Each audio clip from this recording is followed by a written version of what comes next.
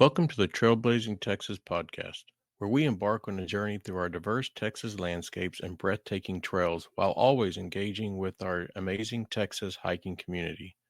So settle in, tighten up those bootlaces, and get ready for the thrilling tales awaiting for you on this episode.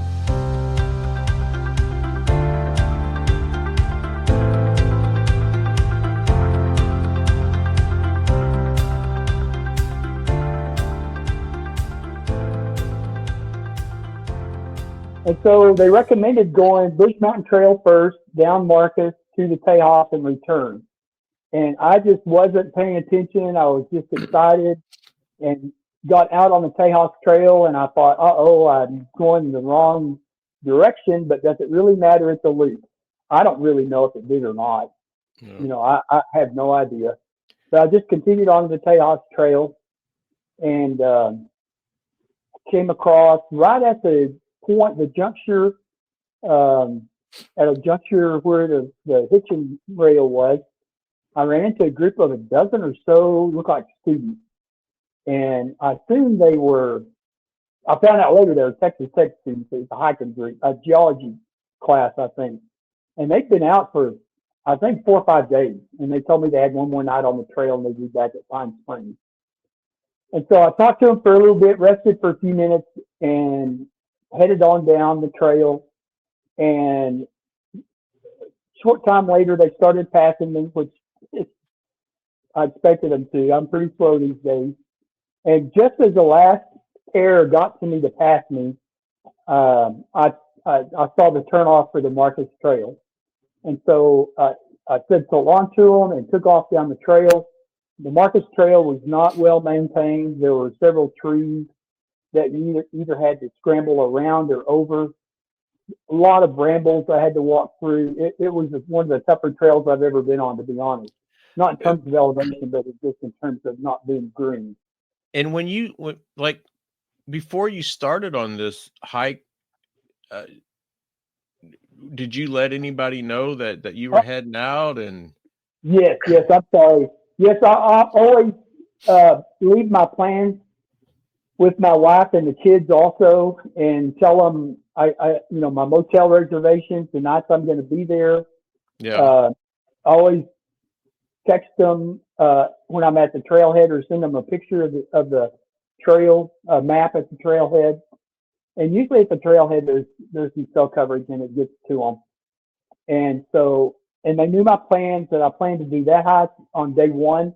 And the next day I was going to do my typical Smith Springs and then either go to the Grotto or the Notch. And for the second day, and I was hoping to still see some fall color, although it was a little bit late, I guess, yeah. in the Kittredge Canyon. But so they knew my plans, and I have not been in the past 100% about checking in with them when I get back off the trail. So they wouldn't probably expect until after Not all your hiking's done? Not necessarily.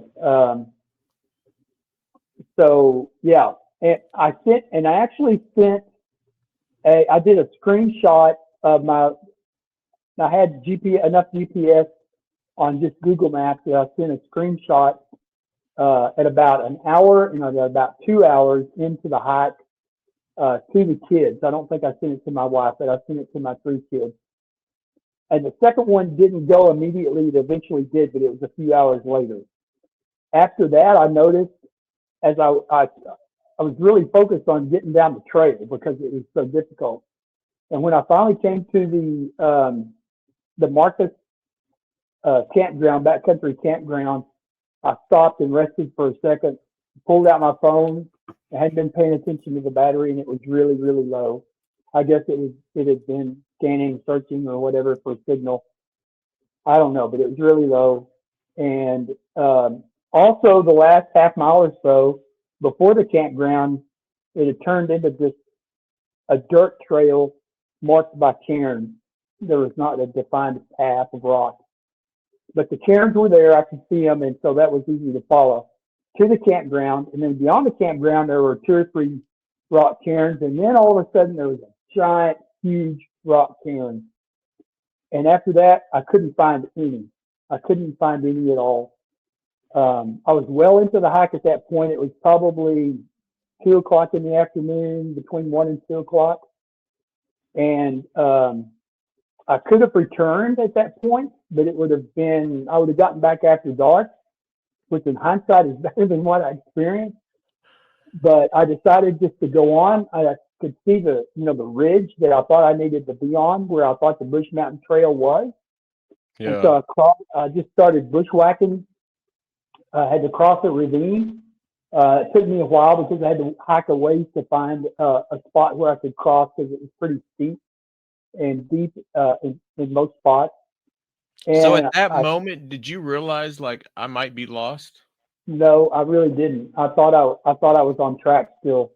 Yeah. I got up the ridge, turned my phone on, just a 2 or 3% left. It showed it was a signal, and it showed that I was on the trail, but I wasn't on the trail. It wasn't the trail. I know it wasn't. Oh man. So at that point, I walked a little further up the ridge because I thought this looks like it should be the trail. It's on the ridge that leads back, to the trailhead. And then the next time I checked, the battery was dead. It bricked. The phone had bricked. It's never done that before. I don't know what caused it to do it this time, but it was down to almost 0%. And I've drained the battery on it a few times before. It's never bricked. You know what I mean by it? Yeah. I didn't realize that until we got back and I got it charged up and I had to reset it. Do you carry a phone charger? I don't. I do now. I didn't. I was about to say for Christmas I'm getting you a phone charger. No, I don't have one. The Garmin InReach Messenger and the phone charger. I bought that first thing as soon as I started hiking again. So that was the biggest mistake, is not having a portable charger with me. Because I could have found my way if I had a phone to work from. Yeah. So, at what point did you realize like I'm probably lost and this is serious? Where I was bushwhacking still looked familiar from what I had seen in the previous hike. And so I never panicked, but I thought I've got to be close. Well, then late afternoon, I came to a 2-track road. I still had no idea if there are any 2-track roads inside the park or not. So I don't know if I was in or already outside the park when I came across that road. Yeah. But I knew at that point, it's in a good situation. So I stayed on the 2-track, and soon after sunset, I hit a fence, barbed wire fence that had a gate, steel gate, and there was a sign on the south side of it, the side I was on. And, I stepped across. It was still light enough for me to read. It just said, "Welcome to Guadalupe Mountain National Park. Welcome to Texas." And had all kinds of warnings about no fires and all that. But so I knew I needed to not cross over, outside the park.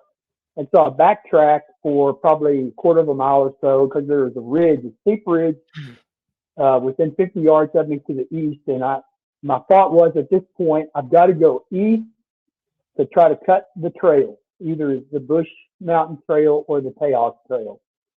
So that was the only line of attack I knew to try to do.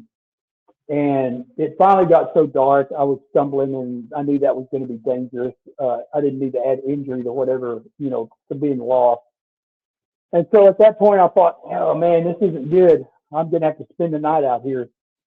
So I just, I had a short sleeve T-shirt, a long sleeve T-shirt, and a nice Columbia rain jacket, unlined rain jacket shell that one of my teachers had bought me for a gift.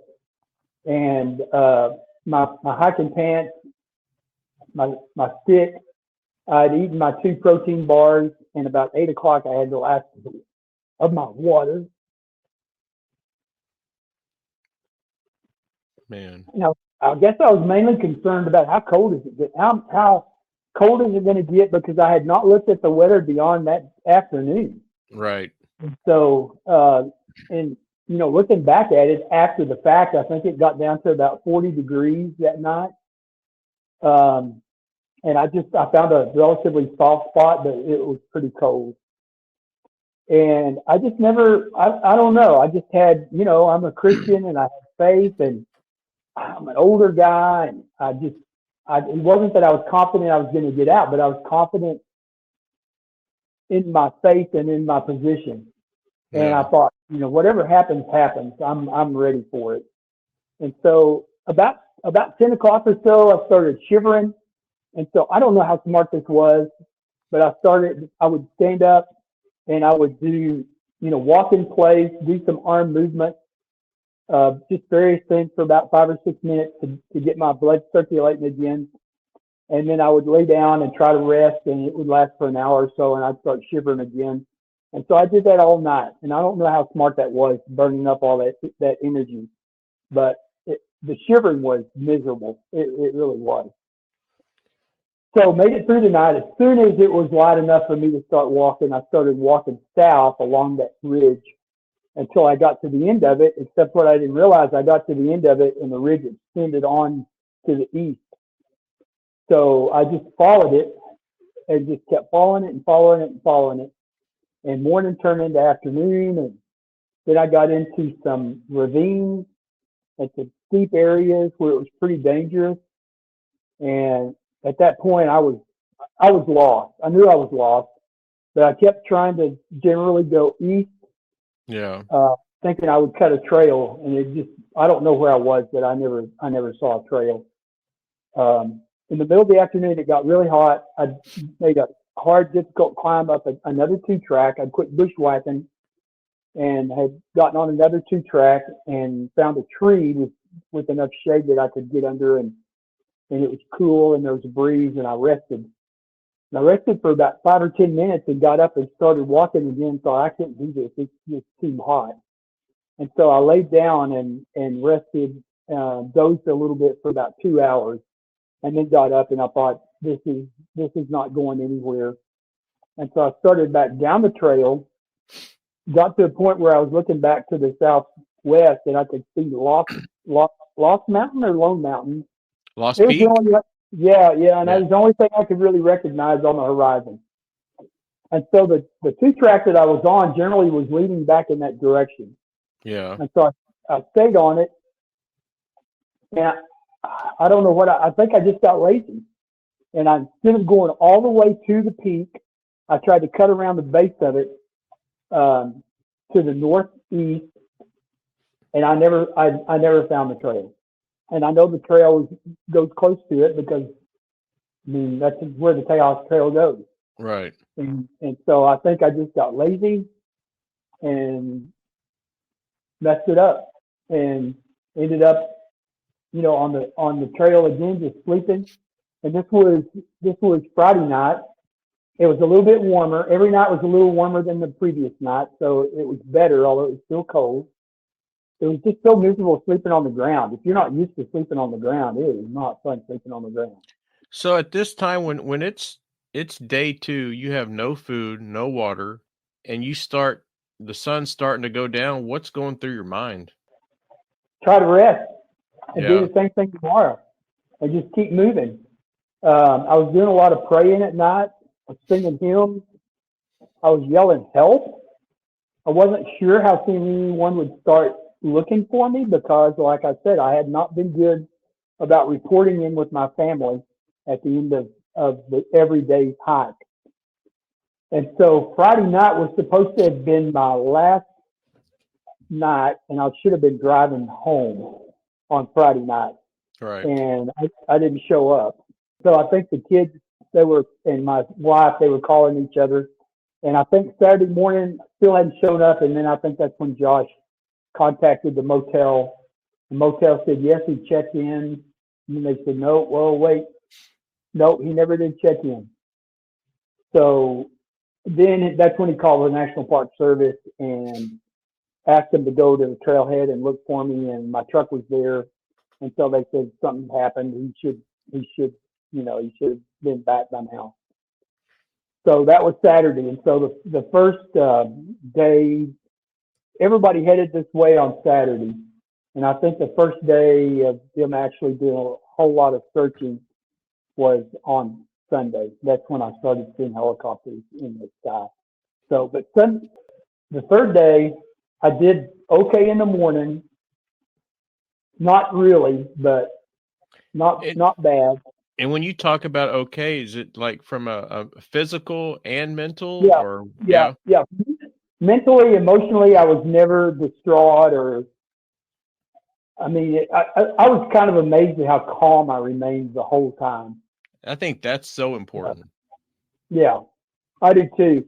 I never lost sight of. I need to keep trying to find a trail, keep moving. I got into a stream bed Saturday afternoon. I thought maybe that might be easier walking and might lead me somewhere. It didn't. In fact, it was very difficult. It was a lot harder than walking the 2-track, but I hadn't had any luck on the 2-track roads either. Right. And bushwhacking was so difficult. So,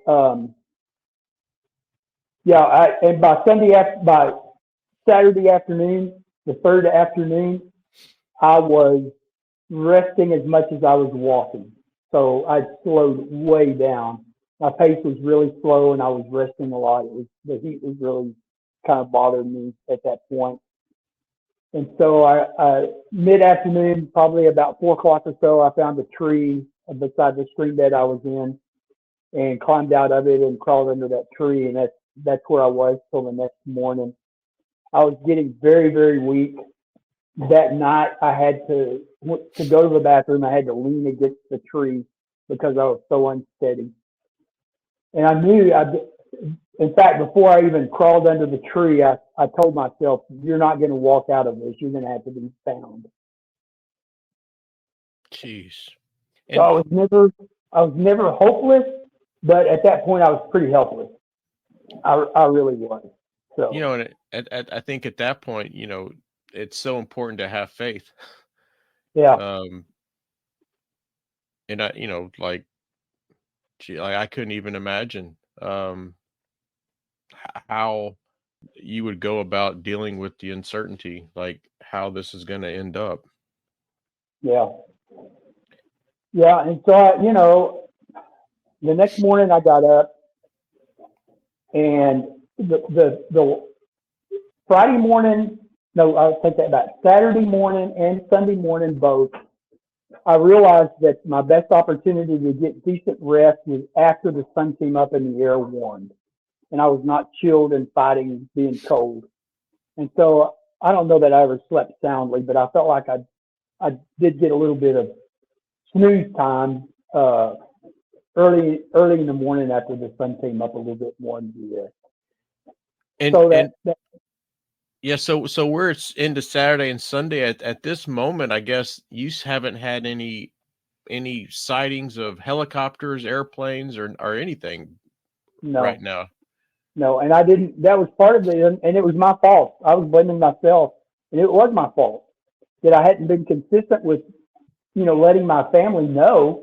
And so it's not totally unheard of that they wouldn't hear from me when I got back down from a hike. That would be the next day when I left, and I would text my wife and say, I'm headed home. So that's not good. You never want to do that. You always want to keep in touch with everybody at every step of the way that you possibly can. Yeah.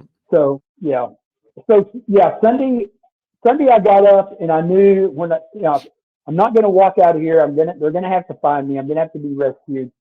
This is not a good place. It was on a creek bed. There were several trees around the area. It's kind of a low spot. And so I kind of surveyed the area, and about a half mile away, there was a large juniper tree up in a clear meadow type area. And I thought, if I can get up there, it's a little bit higher and it's clear, more of a clearing, and it'll be easier for someone to find me. And so it was so slow. It took me a long, long time, very reliant on my walking stick to make it up there. But I finally got there. And then I noted the times because I still remember them at 9:10 Sunday morning, I saw the first helicopter, and I didn't realize they were primarily dropping searchers off to hike the trails looking for me. But in the process of doing that, before they went back to the landing site, they were kind of looking around the area. Problem is, those guys can't fly a helicopter and look for a lost hiker at the same time. And so he came within, I'm going to say, no more than 100 yards of my location. And I was not able to stand up, but I got up on my knees and was waving my stick and my jacket and trying to get his attention, and he just did not see me. Wow. So I just was moving around the tree to stay in the shade. And then about 3 hours later, almost exactly 3 hours later, about 10 minutes after 1, another helicopter. The first one was on the east side of the tree. The next one was on the south side of the tree. It was even closer. Same thing. He did not see me. I got up as much as I could and waved, and he just did not see me. That was really very discouraging. At the same time, I understood it. You know, it was just an impossible situation for them. They needed a spotter in the helicopter with them looking, in my opinion. And we talked about that. Yeah, when we debriefed with the National Park Service afterwards. But yeah, then just did the best I could the rest of that night. Woke up the next morning, or got up the next morning, or got daylight, and I thought, what else can I do to make it easier to find them? And the only thing I could think of is I managed to throw my jacket. It was a powder blue jacket, throw it up in the branches of the tree, hoping that they might notice it. And other than that, it was just wait. Yeah. I tell you what, part of my first aid kit is a lighter. We would have a controlled burn. Like, well, yeah, I thought about that. Flare gun, or I know I'd probably could throw me in jail after doing it, but that's okay. I'll take the punishment. Like there was a story of a lady she was in her 60s hiking the AT.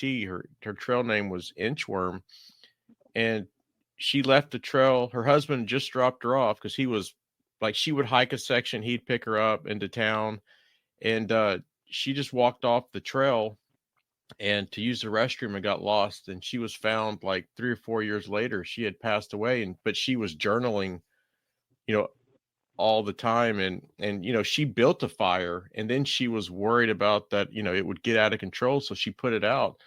And I carry a lighter, and like when I was reading through, as all this was going on, I'm thinking like, I'll do the best I can to contain it, but I'm sending up some smoke signals. This is well, and I thought about drones too, and drones aren't allowed in the national park. Yeah. Unless you get permission, and I don't know how easy it is to do that. Yeah. So anyway, and finally, there was another helicopter. It was in the area, but never anywhere near as close as the ones on Sunday. And we're Monday morning now, and so it's been 4+ days. So Sunday night, what are you thinking as it's starting to get dark? And I'm just so weak. Yeah. I guess I'm not resigned that it's over, but I start thinking about things like what does it feel like to die from dehydration? And I just had no idea. And so I wasn't feeling anything. I was not in any pain. Right. Other than I just extremely weak and very thirsty. But that's it. And so, I was still praying the best I could. It was kind of scary. I started forgetting Bible verses that I knew a couple of days before. Yeah. Forgetting the words, the hymns. So, I knew my body was shutting down. Yeah. So anyway, the next morning, I was so weak. It was really, you lose all pride in yourself. You don't have a choice. Become so frail and weak. I literally had to roll over to go to the bathroom, and then roll back over into my little resting spot. I couldn't even get up on my knees to go to the bathroom. So finally, I'm just laying there, just trying to stay alive, not knowing what to expect or how long I've got. And I hear this terrible racket, and I managed to sit up on my rear end, and I see a pickup truck. The thing is so loud, and they have music blaring. It's got a real loud exhaust system, and there's another pickup truck behind it. And I start just yelling at the top of my lungs, which I've been yelling off and on the whole time, especially at night, just help as loud as I can. And they had a dog. I still don't know for sure, but I think what happened is the dog alerted to me yelling. And so they stopped the pickup and let the dog out, and the dog came straight to me. What were you thinking when you saw the dog running to you? I just was excited, happy,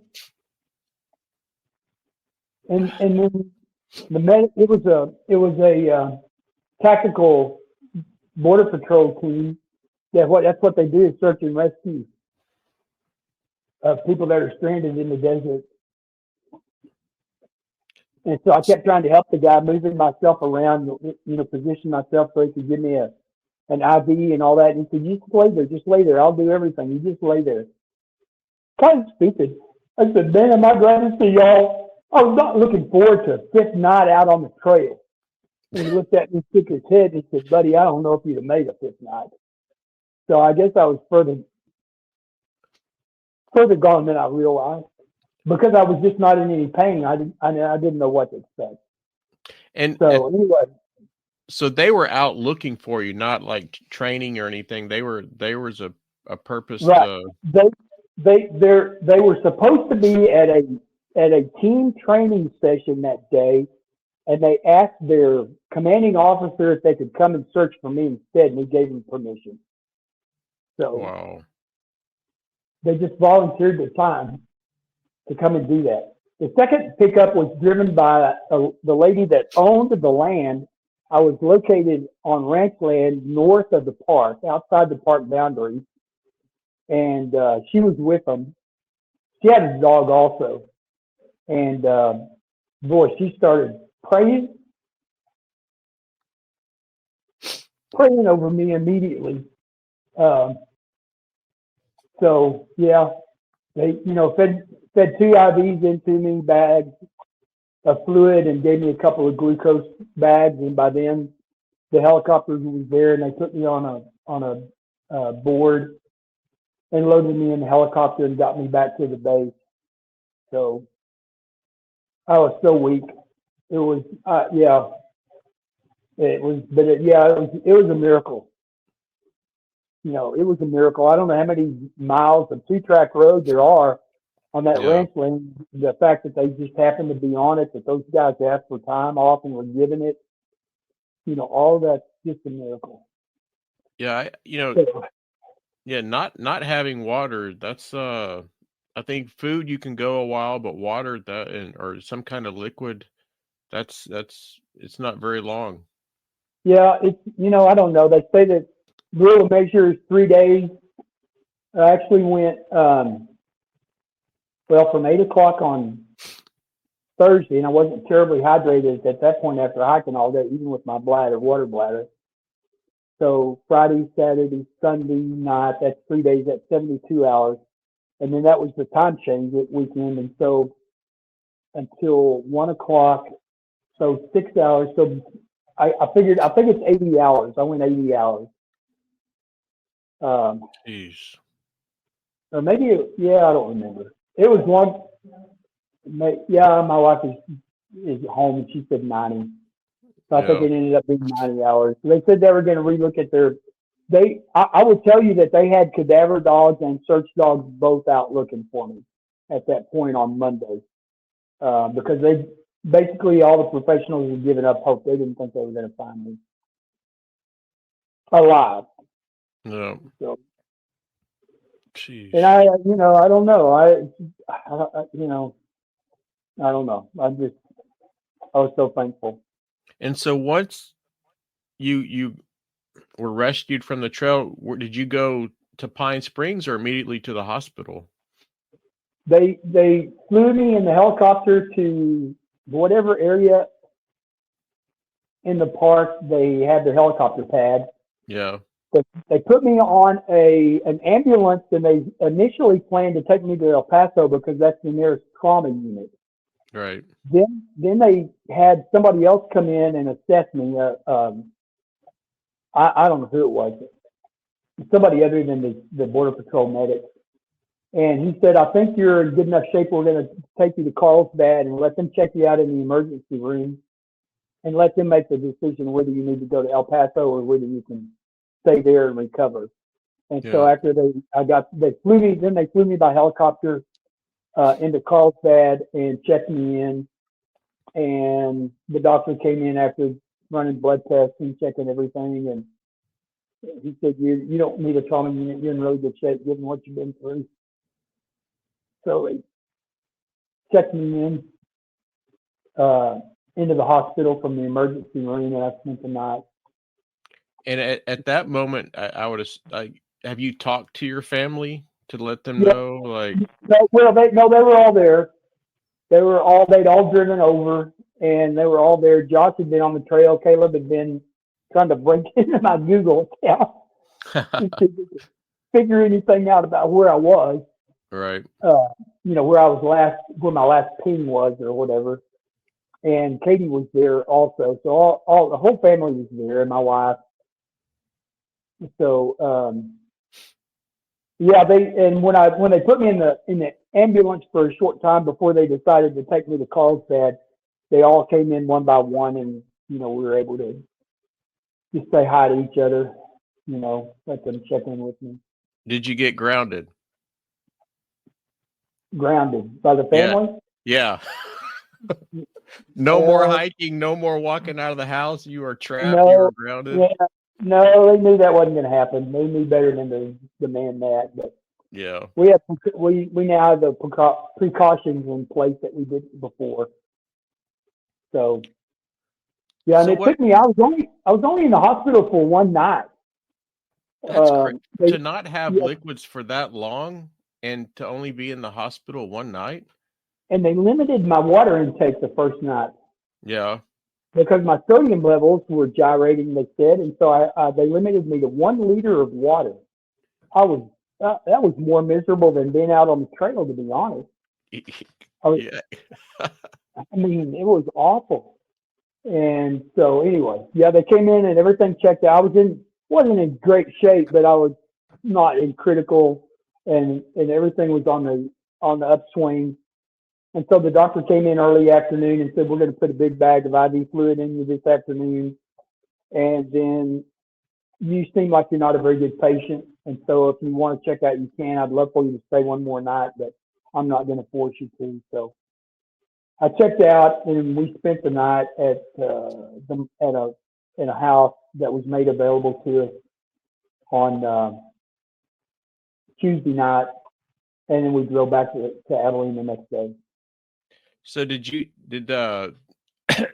Guadalupe Mountain National Park rangers or something meet with you at all, or? Yes, the park superintendent and one other lady, liaison. I don't know what her title was.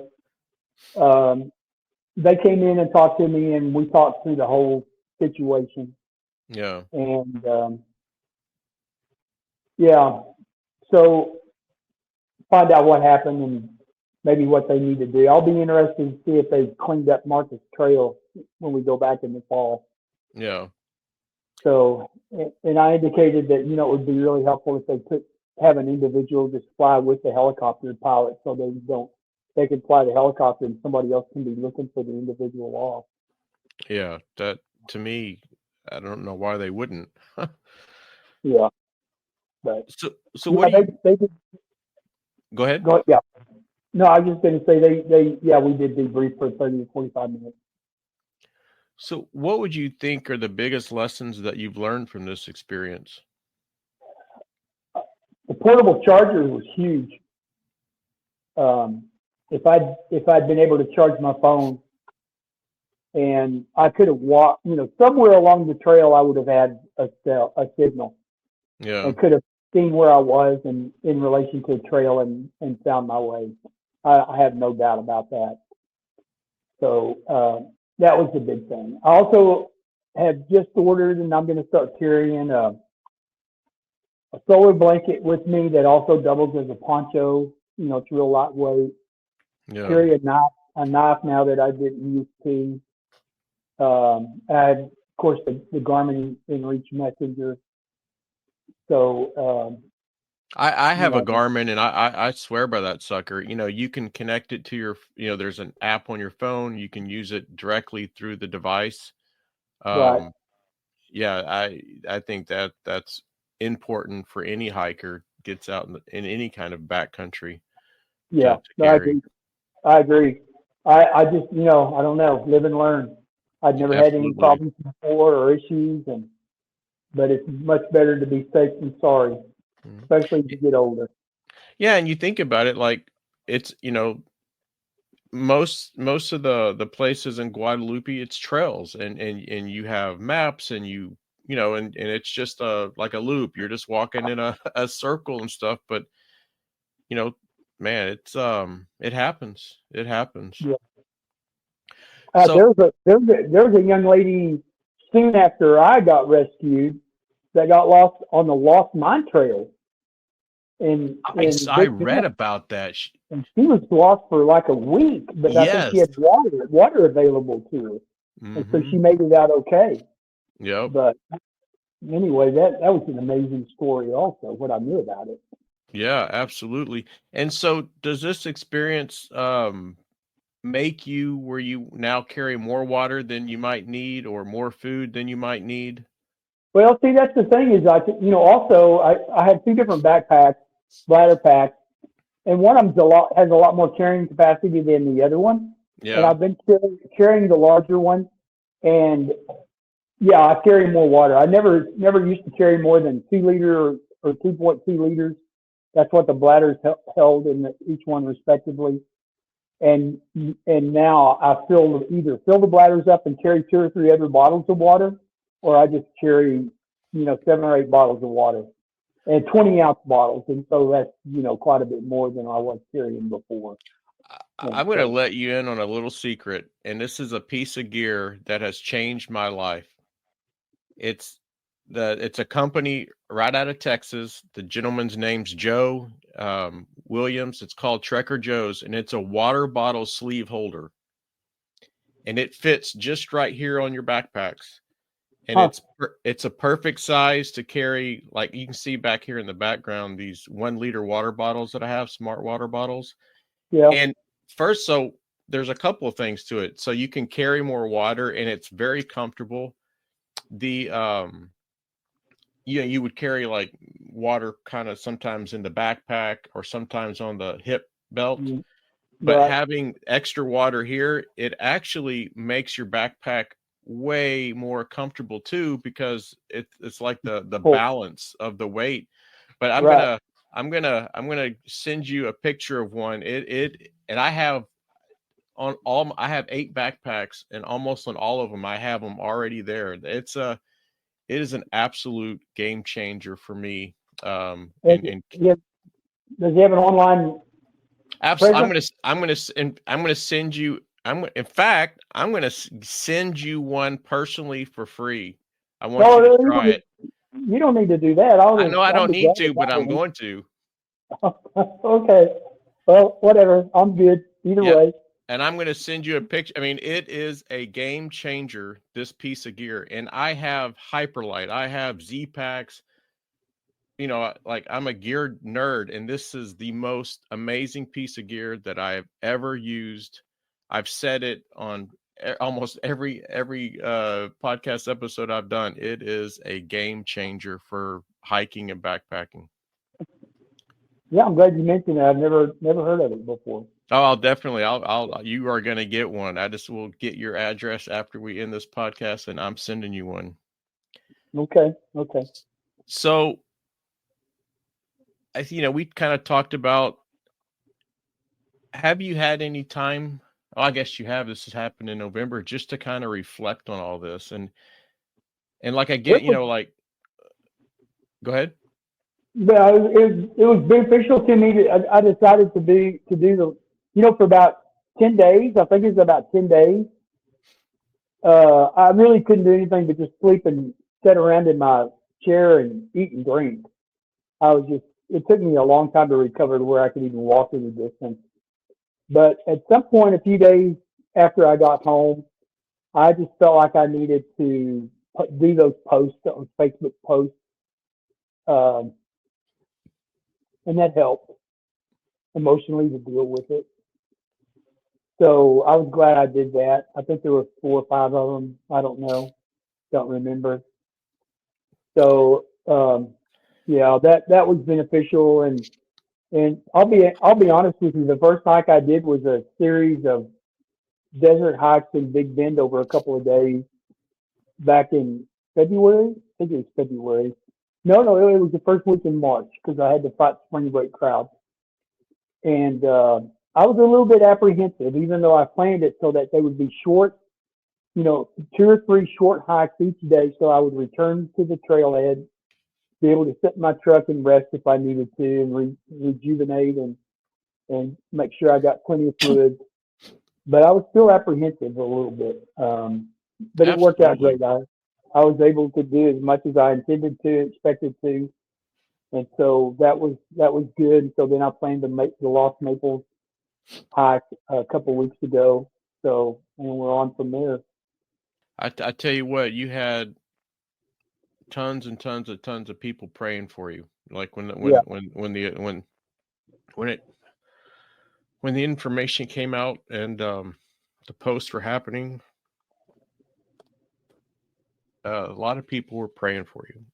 yeah. I was at a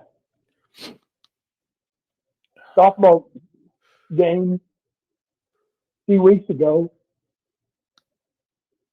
for my granddaughter, and a lady that I didn't know just walked up to me and said, "You don't know me, but me and my church were praying for you so hard for so many days while you were lost."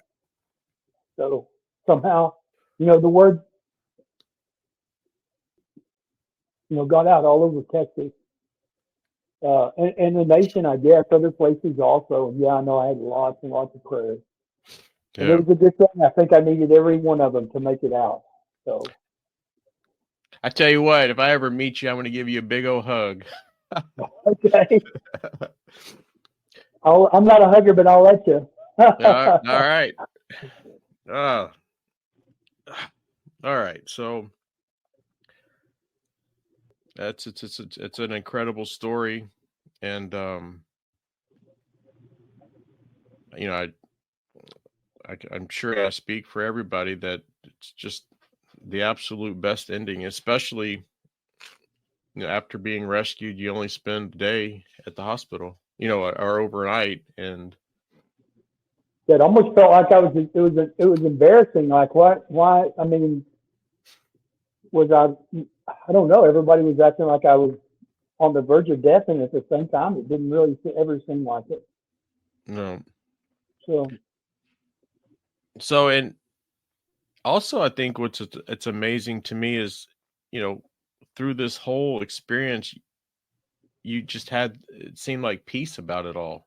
Like whatever the outcome is, I can only attribute that to the faith. yeah, I think so. It wasn't like I was resigned to this being the end, but it's whatever happens, happens. Whatever, I just figured if I got through it and was rescued, there's a reason for it. God wanted me to continue on for whatever reason or reasons. And if this was the end, I lived a long, happy life. And that was okay too. Yeah. So other than just the unknown, I do not like not knowing what's coming. Yeah. That's hard for me, but yeah, I didn't. That bothered me. I'll be honest with you. If it ends, how's it going to end? What's it going to be like? Yeah. I guess that's a mystery for everybody, though. Everybody at the end, you don't know what's going to happen till it happens. Mm-mm-mm. You know, faith is what's most important. Absolutely. 1,000%. So as we start to kind of wrap this up and move on to some happier topics, some less stressful, like this, just again, just truly an amazing experience. Like for me to be able to talk to you, to get the story, and and yeah, it's just absolutely wonderful. So just transitioning from this, like in all your hiking experience, um, can you suggest any kind of family friendly hiking spots in Texas? Um, Like some of your favorites that are family friendly? yeah, I think those if you can go at the right time of the year when it's not too hot, there's so many desert hikes in Big Bend. There's so much to see there. It's such a huge park. That's always nice. And the Smith Springs hike that you mentioned, I love that hike. Yeah. And that's a that's a should be an easy hike for most ages Yeah. in Guadalupe. Um, and of course, you can always just go up the trail a mile or two on a lot of hikes in Texas. I'm thinking about Garner has a lot of nice hikes like that. Garner State Park in Los Naples. Enchanted Rock. We used to live in Llano, and Enchanted Rock is a nice park, Yeah. and it's very family friendly. Um, Davis Mountain, we only went there. We camped there one time, but we had young kids. I threw Caleb on a my back, and the other two were walking, okay. And we hiked around Davis Mountain State Park quite a bit. That summer we went camping there. So yeah, those are the main places that I've hiked at and camped at in Texas. Yeah. And so I always end the podcast with a couple of questions from my hiking guests is what is one piece of gear that you would recommend for a hiker backpacker? Yeah, I think what's the most important one? Other than water, I think it's the charger, the portable Yeah. charger. So that if you never know, you never know, regardless of how confident you might be. I've been on both of those trails before, except not on the Marcus Trail. Yeah. And so you never know. So I would say that is the thing I will never go hiking without, regardless of how short or long a hike I'm on. So, I did a video. I think it was 2 weeks after this incident. We were out there, same trail. So we hiked Bush Mountain, uh, down to Marcus, to Tejas, and then back up, did Lost Peak, and then finished it. And I started the hike. I forgot my hat. I forgot my spoon. I forgot my Garmin InReach. I forgot my sunglasses, and I had forgot to charge. Well, my phone didn't charge that night, and I forgot my charger. And I was with Henning, so I wasn't. It wasn't that okay, I'm going to stop and turn around. But I was so frustrated that how I could have been so unprepared for a hike, and I was probably for the first hour, I was in such a funk that as much as I hiked, that I would have forgotten all that for a single hike. And that was going to be our biggest hike for the day or for the trip was that loop. so can I ask you a question? Absolutely. As you were making that hike, after I had been lost on it, what were your thoughts? Were your thoughts, how in the world did that old man lose his way on this trail? Well, so we had there was a couple of thoughts, and as one of the questions I forgot to ask you is did you experience any wildlife? But so we were out there, and I'm trying. So in preparation for our podcast, I have my map just here, and so I think it was it was before Marcus, while we were on Bush, up by the very north part of Bush. Mm-hmm. It's kind of like open. You kind of go up a couple of like hills, not I wouldn't call them mountains, and we saw some mountain lion tracks. So we saw a lot of a deer, and it seemed like the mountain lion, it was two sizes of tracks were following these deer or on the same path. And yeah, we were looking around, and at that moment I knew in this area you got lost, but I didn't know exactly where. And yeah, we did say, like, wow, like it would be very interesting to understand how this happened. And so this was, I hadn't even started, the podcast yet and stuff. And we talked about that for probably a good hour. And, just as we're hiking, like, okay, like, here's Bush. So we see that. I think you're exactly right. When you start getting on the Marcus Trail, you start getting into some of the tree cover, and it was overgrown, and it actually reminded me a lot of the El Capitan Trail when you get into the backside of Shumard and Shumard in the canyons that you're going kind of up and down. I could see definitely where that would happen. But yeah, we did. We were like, it'd be interesting to hear the story once it comes out, that how all this happened, because I think that part of the park, you absolutely can get lost. For the most part of the parks, we did the quad, so we hiked from Guadalupe Peak to Shumard, to Bartlett, and then to Bush, all off trail. And I could see, I don't know that you would get lost because you always have line of sight, but you definitely could get cliffed out. And worst case scenario, through that whole traverse, you could drop down into Devil's Hall, but like further back, and be able to work your way out. So like even there, you never really lost line of sight, but where you were, you'd absolutely, there's places where you lose line of sight. And we were actually talking like this is probably where it happened, in this area, because And something else I didn't mention, that just came to mind. As I've gotten older, I have to be very careful about foot placement, so that I maintain my balance and don't slip and all that. It's just so much more important now than it used to be. The balance isn't so great. And sometimes I'll get so fixated on looking down that I'll just walk off trail unexpectedly, and thankfully 99% of the time I realize it and backtrack and to get back on the trail. But that's something I have to be very cautious of, is not to be so fixated on my foot placement that I lose the trail that way.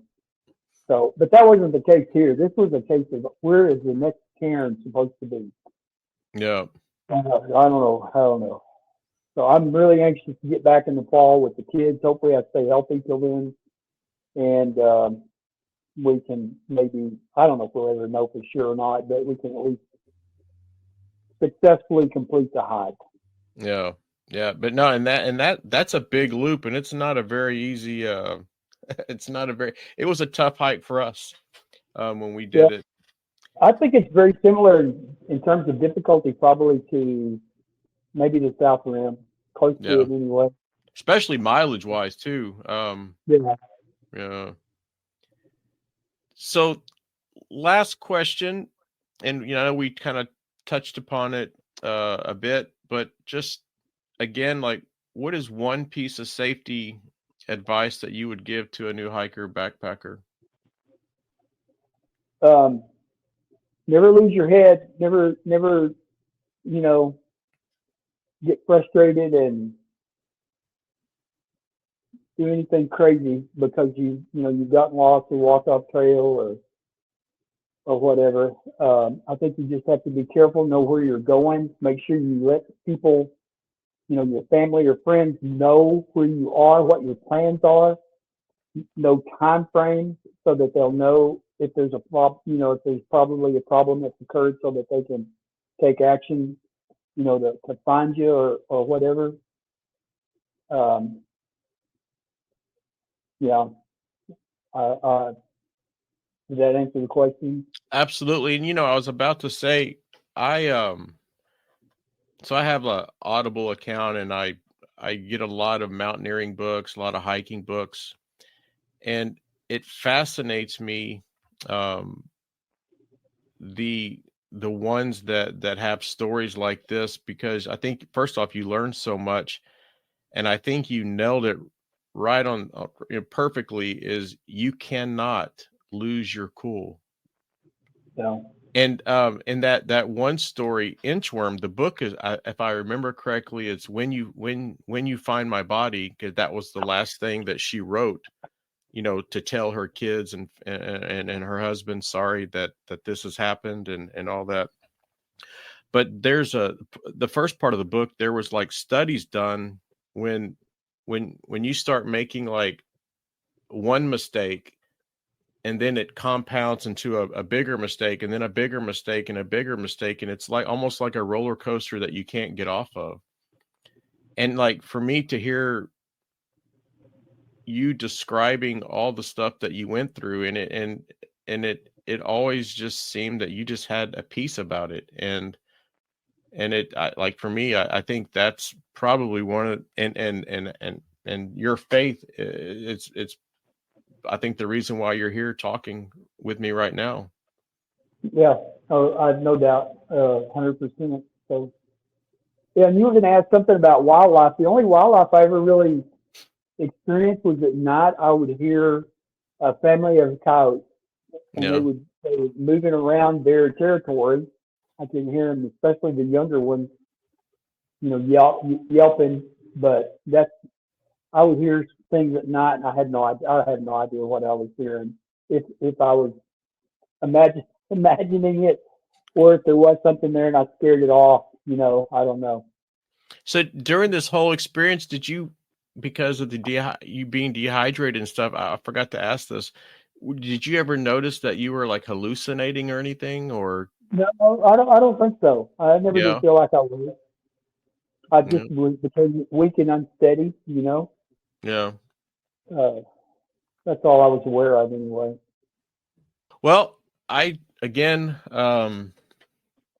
I don't even know that I could put it in words to thank you for taking the time to come on the podcast and sharing your story. I think, like we talked about before the podcast and during the podcast, that this story, it has to be told, and I think it could do so much for our hiking community, with educating people and reminding hikers, no matter what your experience is, that every time, neighborhood hike, extreme hike, every time you step on the trail, it something horrific can happen. And like I have, I think it's my third or fourth episode, it's just me talking about hiker safety, and to go through what is the absolute worst possible scenarios that I can experience, and how am I going to deal with them, knowing your map, knowing what you're going to do. So for me, like, I can get, there's snakes on the Lone Star hiking trail, at this time of year, and so it's snake bite. It's, do I know the map well enough to know that, okay, I've got these road crossings, or I have, this is the next trailhead that's, it's, there's just so many things that, this story, I think, again, just as an education, or just a reminder to us, because you hike, like you hiked for 60 years, and nothing really bad ever happened, and so you But get complacent. I've hiked tons, and nothing's ever really bad happened. And that time when we did the same trail as you, I forgot everything, which was I could have been in trouble for. So again, I definitely want to thank you, and I'm glad that we were able to work it out. And Yeah, and for sure, we were all praying for you, man, and I'm glad that Uh, ended up a very, very, very happy ending. And I'm glad that your wife and kids didn't ground you, and they're gonna let you back out hiking. yeah, me too. You know, it So, and also I'm dead serious. You ever have a hiking trip and you need someone to come hike with you, man, I'm there. I don't care if it's driving out to the Guads, Lost Maples. You have a park right next to your house. You just let me know and I'm there. okay. I appreciate that, Jason. Yes, sir. Well, Mr. Berry, again, thank you so much. And I definitely hope this is blossoming into a friendship. This was great. And I hope you have a wonderful rest of your day. Yeah, I enjoyed it. Thank you very much. Mhm. Hope it was helpful. Oh, yes, sir. Okay. And that wraps up another exciting episode of the Trailblazing Texas podcast. We hope you enjoyed the episode today and stay tuned for our next episode and guarantee to uncover many more hiking gems and share many more tips to enhance your experience on the trail. Until then, happy trails and happy hiking.